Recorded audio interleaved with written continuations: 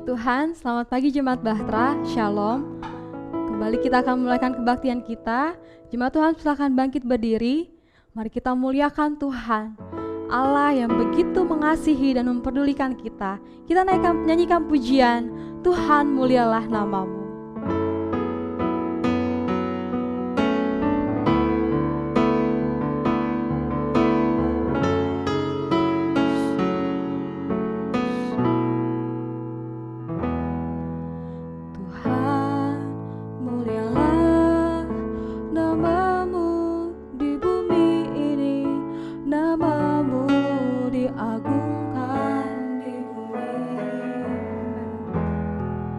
Kemuliaan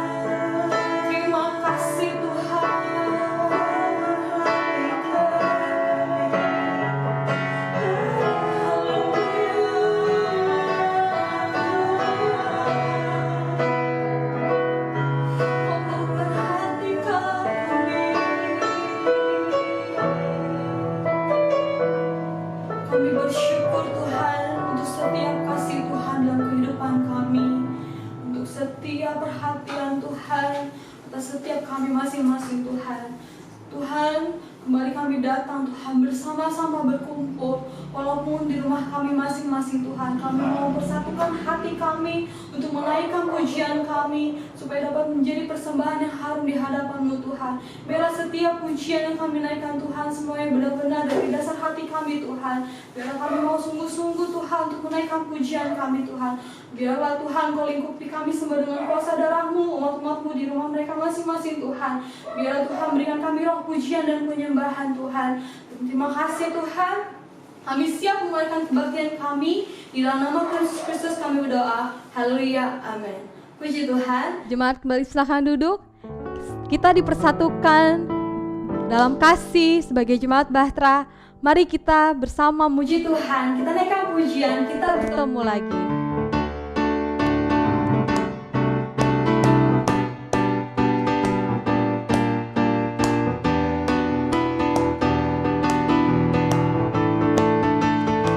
Kita bertemu lagi, tuh puji Tuhan.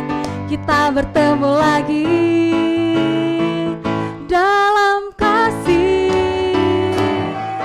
Sesuatu pasti terjadi untuk kebaikan kita. Kita bertemu lagi, tuh puji Tuhan. Kita bertemu lagi, tuh puji Tuhan. Kita bertemu lagi, amin, dalam kasih. Sesuatu pasti terjadi untuk kebaikan kita. Kita bertemu lagi, tuh puji Tuhan.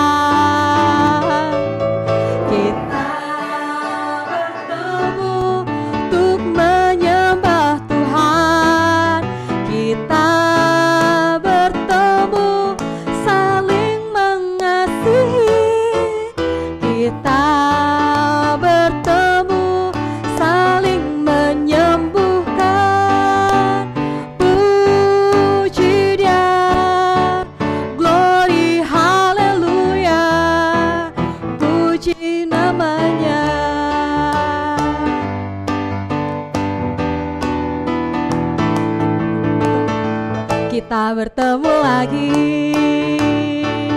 tuh puji Tuhan. Kita bertemu lagi dalam kasih, amin. Sesuatu pasti terjadi untuk kebaikan kita. Kita bertemu lagi, tuh puji Tuhan.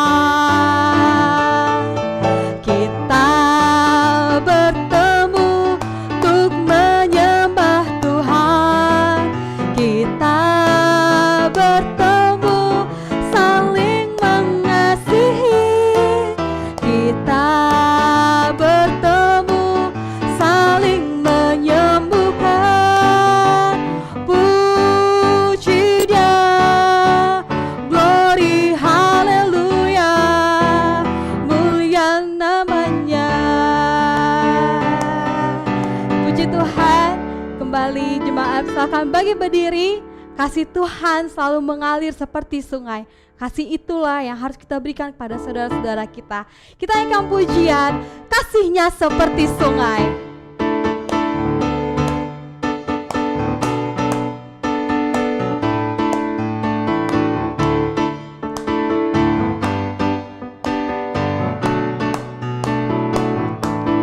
Kasihnya seperti sungai.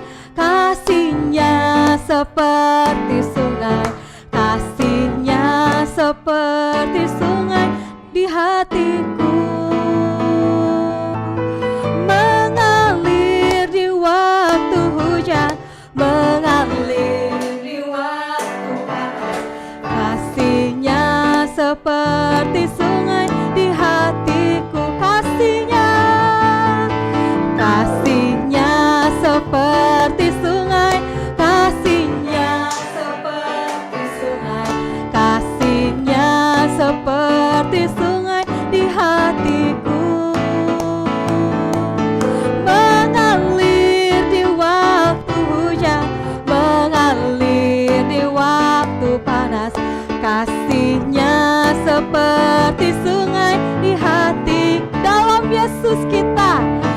dalam Yesus kita bersaudara. Dalam Yesus kita bersaudara.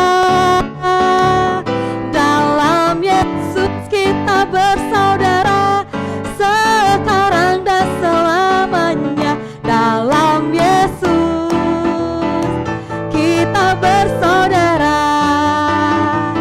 Dalam Yesus kita bersaudara. Dalam Yesus kita bersaudara. Terima kasih.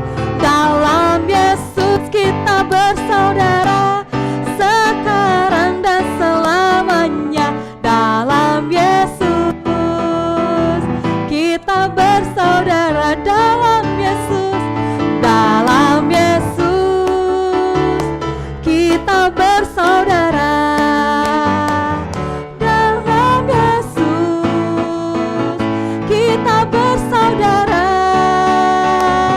Dalam Yesus kita bersaudara sekarang dan selamanya. Dalam Yesus kita bersaudara. Haleluya, puji Tuhan. Terima kasih Tuhan. Jemaat kembali silakan duduk.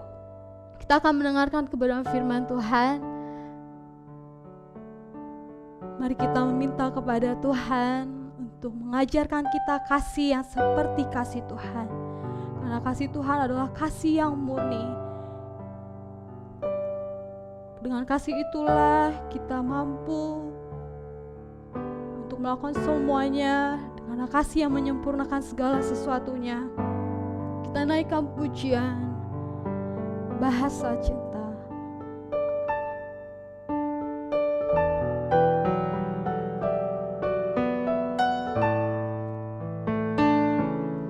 Andaikan aku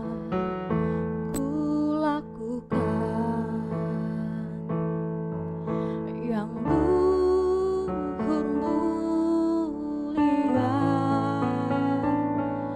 jika tanpa kasih cinta hampa tak berguna. Andaikan aku pahami bahasa semua hanyalah bahasa cinta. Kunci tiap hati, ajarilah kami bahasa cinta-Mu agar kami dekat padamu ya Tuhanku. Ajarilah kami bahasa cinta-Mu agar kami dekat padamu. Jemaat Tuhan, silakan bangkit berdiri. Kasih itu murah hati.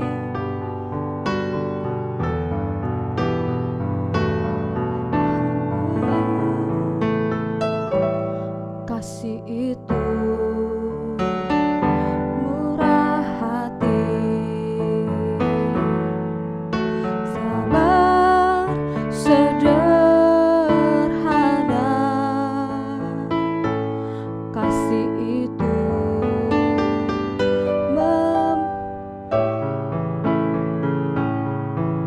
rela menderita. Ajarilah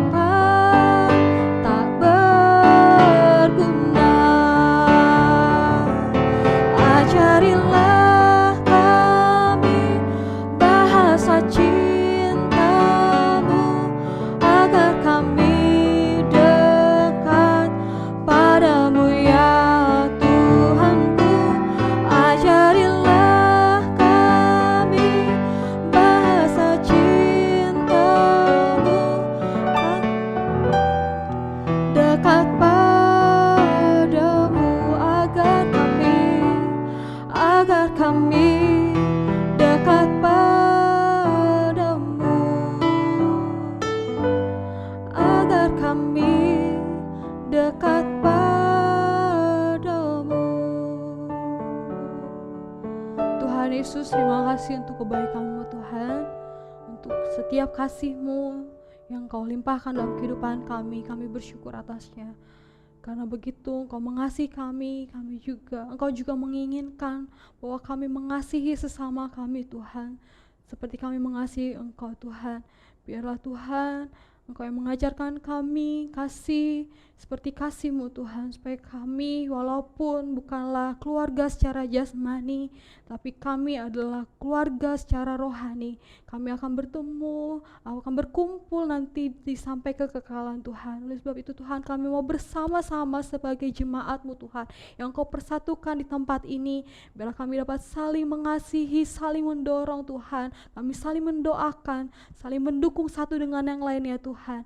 Secara daging lemah, kami ini lemah Tuhan, tetapi biarlah Engkau yang berikan kami hati untuk dapat mau Tuhan mengerti akan kasih yang Engkau mau kami berikan pada saudara-saudara kami Tuhan. Sebentar kami akan mendengarkan kebenaran firman-Mu Tuhan. Engkau memberkati hamba-Mu yang akan menyampaikan firman-Mu. Biarlah setiap yang hamba-Mu sampaikan Tuhan benar-benar sesuai dengan kehendak-Mu Bapa.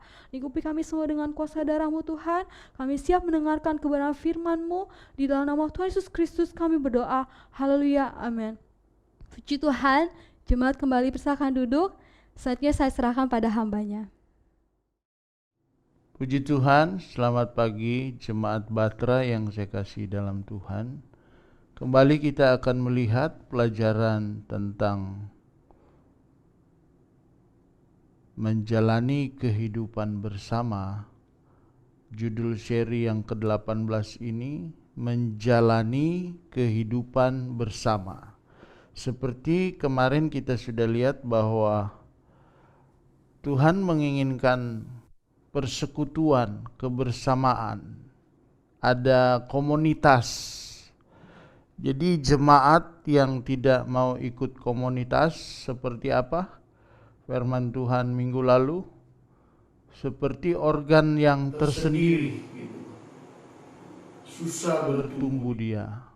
Dia tidak bisa berkomunikasi, dia tidak bisa melakukan aktivitas karena dia sendiri. Jadi kita membutuhkan persekutuan. Tuhan menginginkan fellowship. Memang persekutuan seperti yang kita lakukan, walaupun sejak COVID ini kita tidak bisa lakukan. Seperti kita beribadah, kita berkumpul, selesai itu bisa minum kopi, bisa makan kue, atau kita ada di komsel-komsel. Jadi Tuhan menginginkan persekutuan, dan persekutuan itu yang terus harus kita lakukan. Jadi jangan jemaat Batra ini seperti jemaat yang tersendiri, tidak punya komunitas. Yesus sendiri membentuk komunitas kecil, 12 murid, tidak terlalu banyak saudara-saudara. Memang nanti kita akan lanjutkan, kita punya komunitas sel supaya di sana kita bisa berbagi, bisa saling mengasihi, saling melakukan apa yang Tuhan kehendaki. Karena persekutuan bukan cuma di gereja, selesai bubar. Tapi persekutuan yang sejati yang Tuhan inginkan yaitu bersama-sama kita menjalani. Susah senang kita jalani.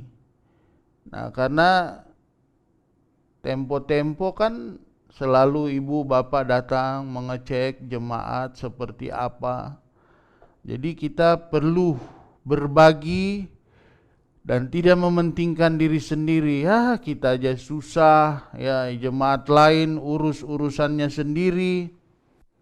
Tidak lagi mau melayani, tidak lagi mau saling memperhatikan, apalagi mau berkorban dan bersimpati.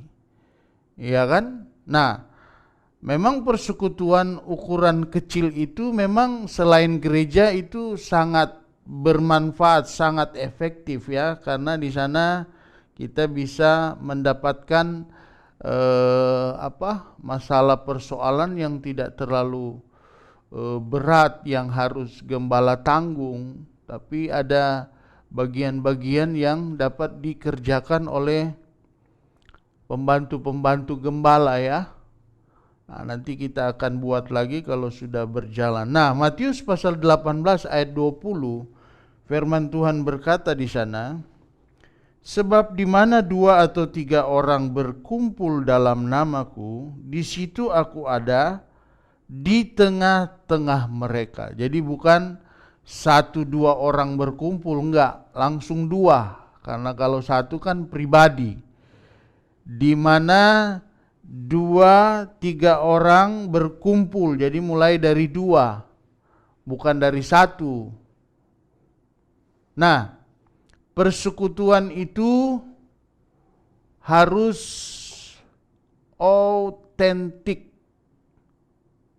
asli. Jadi bukan persekutuan yang ya cuma cerita-cerita, orang Manado bilang kongah, cerita-cerita yang enggak jelas.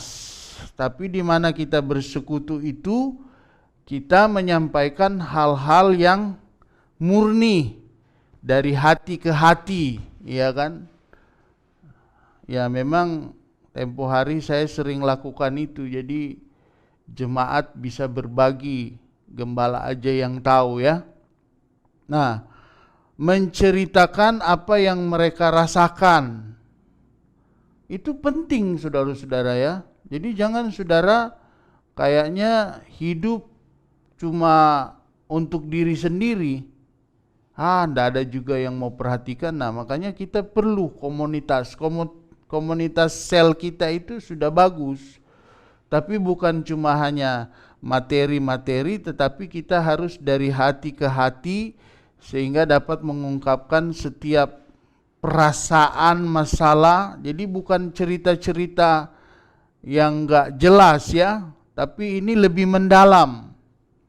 Karena sifat yang kita buat secara terbuka itu akan meringankan ya saudara-saudara, ketika kita menyampaikannya itu tentunya bukan kepada orang sembarang.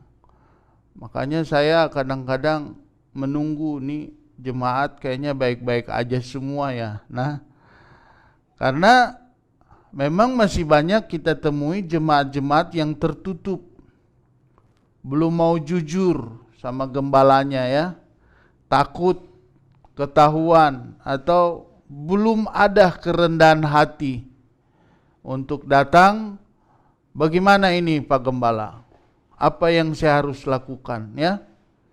Masih ada sinetron, sandiwara, masih ada di sana kepura-puraan, tidak jujur. 1 Yohanes pasal 1 ayat 7 dan 8 berkata, tetapi jika kita hidup dalam terang, sama seperti Dia ada dalam terang, maka kita beroleh persekutuan seorang dengan yang lain, dan darah Yesus anaknya itu menyucikan kita daripada segala dosa. Jika kita berkata bahwa kita tidak berdosa, maka kita menipu diri kita sendiri dan kebenaran tidak ada dalam kita. Jadi tanpa persekutuan-persekutuan itu kita tidak bisa tahu. Seperti dikatakan, kalau kita cuma hidup sendiri, bagaimana kita mau menunjukkan kasih Tuhan, kebaikan Tuhan? Nah, melalui persekutuan-persekutuan ini, persekutuan sejati bukan menceritakan hal-hal yang tidak baik, tidak benar, tetapi kita menceritakan tentang keadaan, situasi kita, supaya kita itu dapat bersama-sama tinggal tetap dalam kebenaran Tuhan. Nah, itu maksudnya persekutuan. Jadi bukan menceritakan, saya kerja di sini, saya. Nah, itu kadang-kadang terlalu banyak berputar-putar kepada hal-hal jasmani sehingga tidak tersentuh apa yang mereka alami.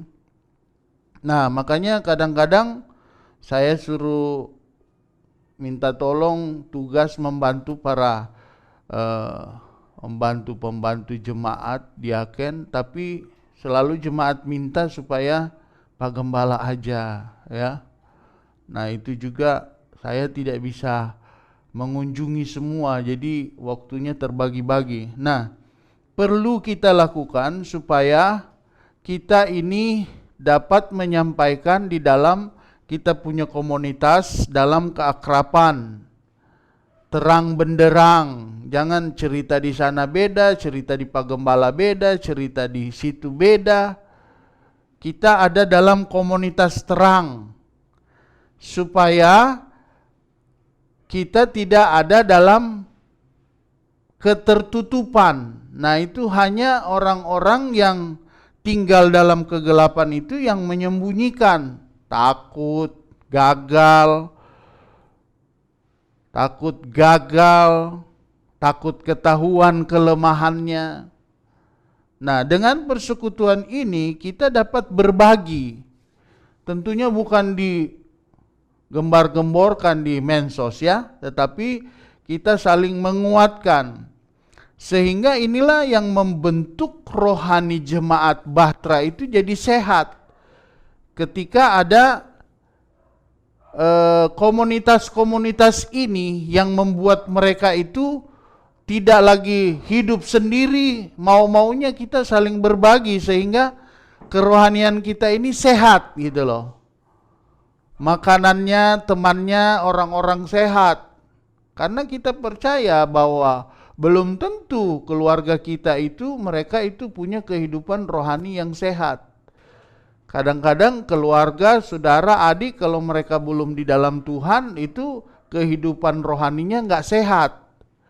Jadi kita dapat tercemar, dapat terkontaminasi oleh hidup mereka. Tapi dalam komunitas yang kita buat ini, yang kita harus ikuti, itu membawa kita punya kerohanian jadi sehat. Karena kita harus merendahkan hati, siap ditolak oleh keluarga yang kau ini kayaknya sudah tidak mau bergaul sama kami. Bisa kita mau ada urusan keluarga silakan, tapi hati-hati, kesehatan rohani itu terbentuk ketika kita bersama-sama dengan orang yang punya rohani sehat gitu loh. Nah, jangan sampai 1 Yohanes pasal 5 ayat 16, kalau ada seorang melihat saudaranya berbuat dosa, yaitu dosa yang tidak mendatangkan maut, hendaklah ia berdoa kepada Allah dan Dia akan memberikan hidup kepadanya, yaitu mereka yang berbuat dosa yang tidak mendatangkan maut. Ada dosa yang mendatangkan maut, tentang itu tidak kukatakan bahwa ia harus berdoa. Nah, dalam komunitas ini semua persoalan masalah kita bawa dalam doa. Nah, tentunya di sini kita pahami bahwa dosa yang tidak mendatangkan maut yaitu ketika kita melakukan dosa tanpa kita sadari atau kita sadari kita minta ampun. Itu melakukan dosa tidak mendatangkan maut. Tapi kalau kita berbuat dosa dan kita tidak minta ampun, tidak mengakuinya, dan akhirnya kita tinggal dalam dosa, nah itu mendatangkan maut. Dalam persekutuan yang sejati kita mengalami kebersamaan. Makanya saya bilang sama-sama rohaninya sehat. Perlu. Karena itulah yang kita tuju. Bukan ketemu keluarga, ketemu ini enggak karu-karuan semua. Mengakrabkan diri oke, kita jadi berkat oke. Bukan malah kita jadi ikut-ikutan. Akhirnya semua acara kita mau ikuti, tapi kita tidak berdampak. Malah kita sama dengan mereka. Kalau kita hidup sebagai anak-anak terang, kita harus berdampak. Yang sudah lama kita tinggalkan, jangan lagi kita balik ke situ. Jadi akhirnya perkumpulan-perkumpulan itu membawa kesehatan rohani kita itu jadi tidak baik, jadi menurun. Tetapi persekutuan komunitas yang kita bentuk dalam kelompok-kelompok kecil ini, dalam kebersamaan, saya di kebun sama Pak Batubara, Pak Renal, kita cerita-cerita kecil tapi enak gitu. Ada sesuatu diakhiri, semua pulang kita berdoa di kebun ya. 1 Korintus pasal 12 ayatnya yang ke-25, supaya jangan terjadi perpecahan dalam tubuh, tetapi supaya anggota-anggota yang berada itu saling memperhatikan. Nah, ketika pandemi ini jemaat memang sudah tidak ada lagi perhatian-perhatian satu sama lain karena udah jarang ketemu ya. Jadi kadang-kadang kita tidak tahu, tinggal mendengar. Padahal kebersamaan itu adalah seni memberi dan ketergantungan kepada orang lain. Kita tidak bisa hidup sendiri, kita butuh orang. Kita makhluk sosial, kita bukan pertapah ya. Hidup ya sudahlah, saya punya hidup begini, jangan diganggu gugat. Nah tidak. Tuhan mau ada komunitas persekutuan yang akan membangun hubungan kita itu sehingga saling membantu dan saling bertanggung jawab. Itu tujuan hidup kita. Bukannya kita hidup masing-masing, ya sudahlah Pak, masing-masing lah. Bukan begitu yang Tuhan mau. Efesus pasal 4 ayat 2. Hendaklah kamu selalu rendah hati, lemah lembut dan sabar. Tunjukkanlah kasihmu dalam hal saling membantu. Jadi memang hidup kita ini, kalau sesama keluarga kita bantu mati-matian, tapi sesama anak Tuhan yang istilahnya kita masuk surga bersama-sama, kok kita kurang akrab ya gitu loh. Malah kita saling membanting, saling menyalahkan. Harusnya kita saling menguatkan, kita bertanggung jawab juga atas teman-teman, jemaat-jemaat yang membutuhkan, saling melayani, saling menghormati. Karena Roma 12 ayat 10 berkata, hendaklah kamu saling mengasihi sebagai saudara, dan saling mendahului dalam memberi hormat. Roma 14 ayat 19, sebab itu marilah kita mengajar apa yang mendatangkan damai sejahtera dan yang berguna untuk saling membangun. Jadi bukan komunitas-komunitas yang gak jelas, yang tidak sesuai firman Tuhan. Silakan kita lakukan, tapi gak usah berlama-lama di situ. Dia tidak akan mendatangkan pertumbuhan rohani bagi hidup kita. Tapi komunitas seperti inilah yang kita harus bawa. Kecenderungan kita kepada persekutuan-persekutuan yang dikatakan tidak ada Tuhan di sana. Yang ada itu cerita-cerita yang gak jelas. Hal-hal yang menekan, hal-hal yang memojokkan orang. Kebanggaan-kebanggaan diri yang semu. Padahal yang Tuhan mau kita itu jadi berkat dimanapun kita berada. Bukan malah kita jadi ikut-ikutan kegiatan-kegiatan yang gak jelas. Karena ini menyangkut tentang kita punya kehidupan di kemudian hari, yaitu kekekalan. Menyangkut bagaimana memang kita dibentuk untuk jadi seperti Kristus. Kita dulu, kita secara hubungan darah memang punya keluarga sama, kakak, adik. Tapi sebenarnya yang sesungguhnya yang Tuhan mau yaitu hubungan kita dengan Kristus. Jangan kita punya hubungan dengan Kristus. Nah, tubuh Kristus itu ada pada persekutuan-persekutuan komunitas dalam jemaat yang Tuhan sudah taruh saudara di situ. Jadi jangan sampai saudara memanfaatkan persekutuan gereja, jemaat itu, pengembalaan itu sebagai sesuatu yang semau-maunya saudara. Sehingga saudara tidak berdampak di situ. Lebih banyak saudara itu mengeluarkan energi untuk hal-hal yang di luar yang tidak bermanfaat bagi kehidupan yang kekal. Kenapa kita tidak jor-joran aja? Kenapa kita tidak mencurahkan seluruh kemampuan, waktu kita, kesehatan kita untuk sesuatu yang kekal? Kenapa untuk hal-hal yang sementara kita bisa 2 hari, 3 hari, 4 hari, padahal tidak membangun kerohanian kita? Kita harus membangun empati kita.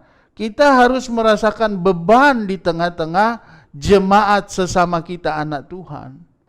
Kalau tidak, saudara berarti tidak ada dalam kelompok tubuh Kristus yang Tuhan kehendaki. Saudara hanya mau memanfaatkan ketika kalau saudara punya masalah itu dapat diselesaikan. Bagaimana kita mau berempati? Ya, bahasa sekarang ya. Tapi Tuhan lebih senang berkata bahwa perhatian kita itu kepada teman-teman yaitu bukan cuma empati, oh kesian kamu ya saya tahu begini. Tapi kita harus mengetahui kebutuhan dia, mengerti kebutuhan dia, kebutuhan perasaan dia. Jadi memang persekutuan di dalam Tuhan itu memang kadang-kadang banyak jemaat yang belum menyadari.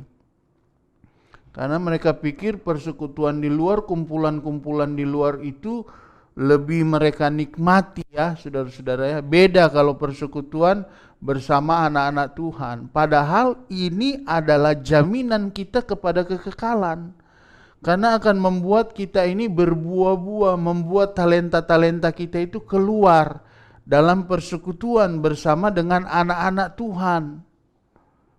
Kalau di luar sana itu tidak ada berbicara tentang kekekalan, semua bicara tentang dunia ini, bagaimana saya kaya, bagaimana saya punya ini, bagaimana saya dihormati.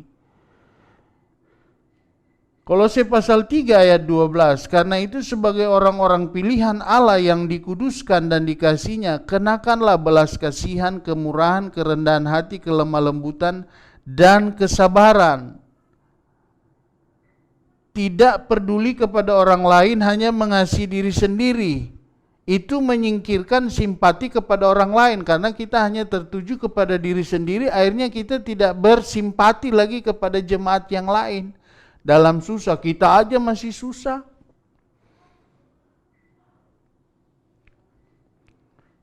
Tingkat persekutuan yang paling sederhana yang dapat kita lihat yaitu ketika kita berbagi dalam persekutuan dan belajar firman. Itu tingkatan persekutuan sederhana, karena cuma duduk mendengarkan firman Tuhan tapi tidak berbuat apa-apa. Nah, maju ke depan lagi lebih dalam persekutuan yang melayani, terjun di dalam pelayanan-pelayanan. Seperti kalau ada pembagian sembako, kenapa jemaat tidak mau terjun ikut sama Ibu Gembala untuk bagi-bagi? Kalau Pak Renal mah udah sering, banyak anak-anak muda, tapi yang lain mana mau? Boro-boro tingkat persekutuan sederhana yang mau bersekutu dengar firman, doa. Tidak ada. Jadi tingkatan apa yang saudara miliki? Tidak ada. Apa tujuan hidup saudara? Tidak ada. Jemaat Batra yang saya kasih dalam Tuhan, tingkatkan persekutuan kita di dalam mendengarkan firman Tuhan. Masuk lebih dalam, terlibat dalam pelayanan-pelayanan. Yang paling dalam lagi yaitu persekutuan dalam penderitaan. Mau menderita bagi persekutuan kita, bagi pelayanan jemaat Batra, mau menderita waktu, mau menderita uang, mau menderita tenaga, itu yang paling dalam. Dibanding cuma duduk, berdoa, itu saja saudara tidak lakukan. Atau saudara melakukan bakti sosial atau memperhatikan orang, itu saudara tidak lakukan, apalagi ini. Mau terlibat dalam penderitaan, melayani Tuhan, itu bagian Pak Gembala. Galatia pasal 6 ayat 2, bertolong-tolonglah menanggung bebanmu, demikianlah kamu menemui hukum Kristus. Jadi memang kita hidup ini tujuan kita bertolong-tolong, terutama dulu dalam keluarga kita, keluarga inti ya. Jangan saudara itu punya keluarga inti, dari situ saudara diberkati, tapi saudara punya berkat itu saudara sampaikan keluar supaya mau dikatain, no ini saya sudah diberkati. Padahal Tuhan memberkati dari keluarga inti. Mereka yang lain itu tidak pernah terlibat dalam berkat yang Tuhan berikan. Karena kesetiaan keluarga inti membuat keluarga inti ini diberkati. Jadi mereka berhak menerima berkat, anak-anak saudara terutama. Bukan malah orang lain. Nah, Ayub pasal 6 ayat 14, siapa yang menahan kasih sayang terhadap sesamanya melalaikan takut akan yang maha kuasa. Jadi kalau saudara tidak bertindak, berempati, bersimpati kepada jemaat-jemaat susah atau pelayanan kita, saudara berarti melalaikan takut akan Tuhan. Berarti saudara ini punya hidup tidak takut sama Tuhan. Nah, dalam persekutuan yang sejati kita mendapatkan belas kasihan sejati. Kita ini orang berdosa, dulunya kita ini orang yang tidak berarti. Oleh belas kasihan Tuhan, kita diangkat, kita dibawa ke dalam persekutuan Tuhan untuk menerima berkat Tuhan. Itu sudah luar biasa dalam hidup kita sebenarnya. Tapi bukan cuma sampai di situ.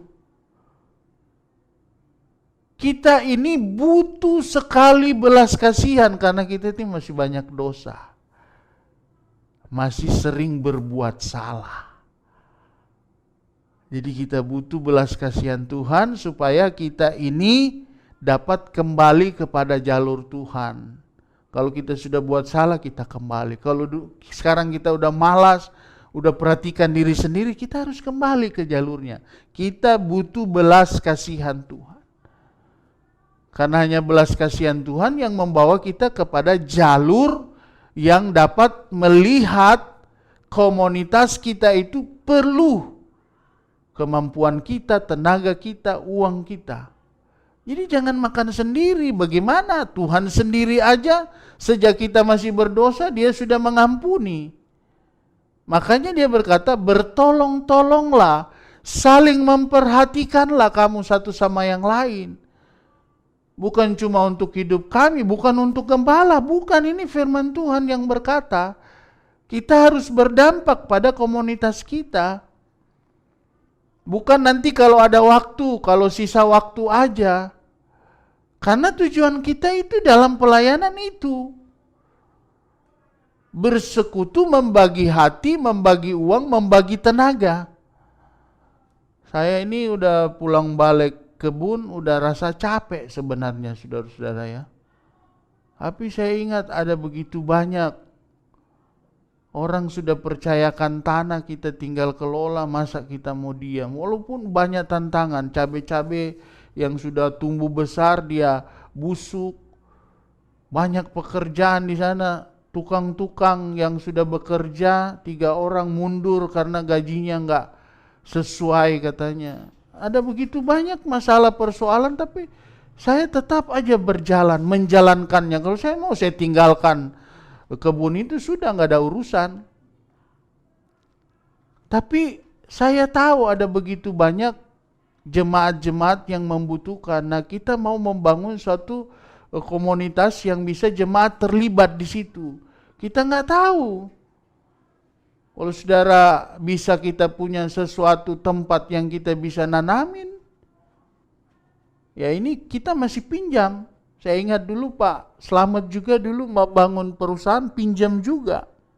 Nah, 2 Korintus pasal 2 ayat 7, sehingga kamu sebaliknya harus mengampuni dan menghibur dia supaya ia jangan binasa oleh kesedihan yang terlampau berat. Nah, perhatian kepada orang-orang yang masih hidup dalam dosa itu penting. Karena kita juga dulu begitu berdosa dan Tuhan ampuni.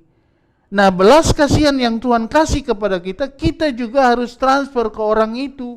Bukan malah kita jelek-jelekin, kita busuk-busukin. Dalam tanda kutip ya, kalau dia mau berubah dan bertobat. Kita tidak akan dibodoh-bodohi lagi orang-orang yang seperti itu. Tapi kita tidak akan mengulangi lagi untuk percaya kepada dia sebelum dia menunjukkan perubahan. Tapi kita harus minta belas kasihan Tuhan dan kita transfer ke dia bahwa Tuhan mengasihi kau, kita perhatikan. Karena kita adalah orang-orang yang tidak sempurna. Tapi kadang-kadang kita saling melukai, kadang-kadang tanpa sengaja. Kita melukai teman seiman kita melukai orang-orang yang sudah ada dalam persekutuan komunitas kita tanpa kita sadari. Padahal Tuhan mau belas kasihan yang Tuhan kasih itu kepada kita, kita juga dapat berikan kepada mereka. Tuhan mengampuni, berapa kali mengampuni? 7 kali 70. Nah, Kolose 3 ayat 13, sabarlah kamu terhadap seorang yang lain dan ampunilah seorang akan yang lain. Apabila yang seorang menaruh dendam terhadap yang lain, sama seperti Tuhan telah mengampuni kamu, kamu berbuat jugalah demikian. Tuhan aja mengampuni kita. Jangan dendam. Belas kasihan Tuhan akan memotivasi kita untuk menunjukkan belas kasihan kepada orang lain. Jika kita terluka oleh seseorang, kita harus membuat pilihan. Memfokuskan emosi kita, kita punya pembalasan kepada dia, atau kita fokuskan hidup kita, emosi kita, energi kita untuk berdamai. Dua aja pilihan. Kalau kita dendam sama orang, mau benar-benar dendam banget, atau kita berdamai.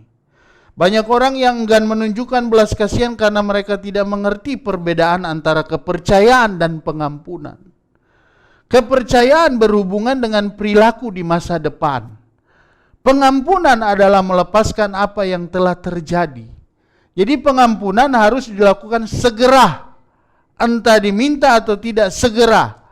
Jika seseorang menyakiti kita berulang kali, kita diperintahkan Tuhan untuk mengampuni mereka segera. Karena Tuhan sudah mengampuni kita. Banyaklah manfaat yang kita peroleh ketika kita punya komunitas.